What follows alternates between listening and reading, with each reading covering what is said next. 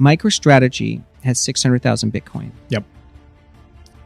If the U.S. government wants to get to 1 million Bitcoin, or Qatar, or UAE, or I don't know, UK, okay, and they say, I'm going to buy 1 million Bitcoin in the open market, the UK buying 1 million Bitcoin, or the US buying, or China, Bitcoin's going to $1 million. The US government might say, MicroStrategy has 600,000 of this already. Yeah. I'll pay 200% premium, and it was cheaper than paying $1 million per Bitcoin. So that's called a sovereign put. Crypto is a narrative-driven space, okay? Because it really runs on trust. Right. And so we know Bitcoin, the thesis is trust and, digital gold. But I think the story now is programmable money. As sovereign interest in Bitcoin grows and crypto adoption accelerates, Tom reveals how narratives, reflexive finance, and institutional psychology are shaping the next generation of market leadership. With MicroStrategy holding over 600,000 BTC and Ethereum anchoring the rise of programmable money, Lee explores how crypto-native treasury strategies are rewriting the logic of equity valuation. He challenges the traditional notion that markets only rally when the Fed cuts rates, instead showing that liquidity and conviction increasingly come from retail investors. If you're trying to understand why Ethereum, stablecoins, and tokenized equities are leading this monetary transition, and how smart treasury models are gaining an edge over passive ETFs, then stay tuned. This is a masterclass in crypto macro thinking, straight from one of Wall Street's most forward-looking minds. Subscribe to Daily Bitcoin Trends for expert insights, real-time market updates, and proven crypto strategies. No hype, just smart analysis to help you make better decisions in crypto. I'll give you a perfect example. MicroStrategy. They've orange-pilled people. Like, people own MicroStrategy not because it's a security business, but it's because Saylor is getting me more Bitcoin per share. And so maybe what you're seeing is people are discovering that you not only want programmable money, but you want to be running on the biggest network that does programmable money. And Ethereum is 300 billion. So it is the largest smart contract blockchain. Crypto is a narrative-driven space, okay? Because it really runs on trust. Right. And so we know Bitcoin, the thesis is trust and, digital gold. But I think the story now is programmable money. And so maybe what you're seeing is people are discovering that you not only want programmable money, but you want to be running on the biggest network that does programmable money. And Ethereum is 300 billion. So it is the largest smart contract blockchain. Stablecoins are the ChatGPT of crypto because it's really crossed over into the mainstream. But it's really evidence that Wall Street is trying to equitize tokens. Correct. But then the crypto world is tokenizing equities because they tokenized $1, right? And then now you're seeing, JP Morgan wants their own stablecoin, Amazon, Walmart, Goldman. Well, stablecoins are a great business model, and they work really well for consumers and merchants, but they all have to operate on a blockchain. Correct. And the majority of stablecoin transactions take place on Ethereum. Because someone's going to say, if I want to bet on Ethereum, why don't I just buy the ETF? Right. Or why don't I just buy it on chain and custody or something? Custody, yeah. But see, a treasury company has 5 real important pieces of optionality. Okay. So if you buy an ETF or if you buy Ethereum on chain, your units held of Ethereum is going to be constant. Now, a second thing that got people super bared up, our institutions, was, Tom, the Fed's not coming to the rescue.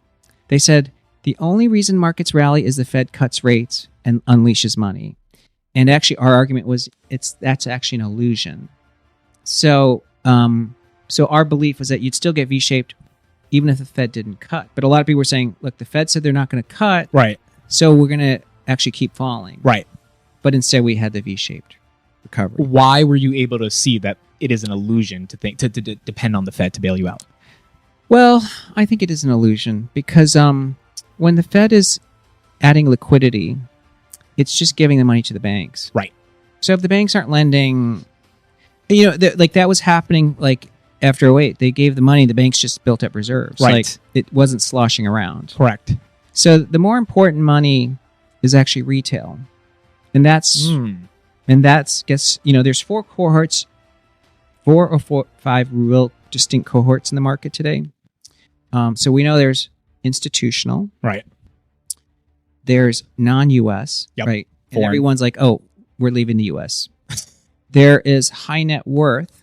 Family offices. Yeah, exactly. They stay bearish because they follow what hedge funds do. Right. Then there's corporates who do buybacks. Correct. And then there's retail. Retail was the only one buying the market at the April lows. 40 billion in March and April. Yeah.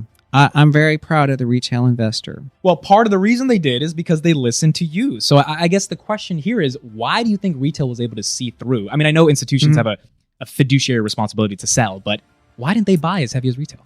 I think it's because retail investors see this as a stock market. But these treasury companies, their goal is to grow the token held per share. Right. MicroStrategy, that's their benchmark, key performance metric. So one, if it trades at a premium to NAV, net asset value, they can issue stock and create more net asset value per share. Right. That's actually what they call reflexive growth. I don't think there's very few things in the equity world that are reflexive that way. Number two, because the underlying token is quite volatile. In fact, Ethereum has twice the delivered volatility of Bitcoin. Correct.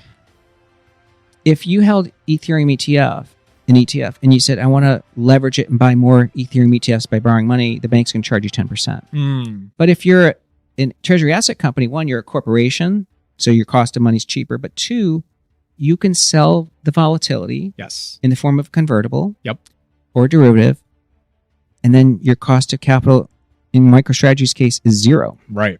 So you got two levers to pull. The third lever you're pulling is that you have a market price to NAV, and you have an equity, and then there's other treasury companies outside, price to net asset value. Correct. And so if something's trading at NAV, price net asset value, and you're trading at 3 times, you could do mergers. Tom Lee argues that MicroStrategy's Bitcoin hoard has effectively created a sovereign put, where governments might prefer to acquire BTC exposure through strategic acquisition rather than bidding up the open market. This illustrates the narrative-driven power of crypto, where trust, scarcity, and programmable functionality converge. Ethereum, as the largest smart contract platform, is central to this programmable money thesis.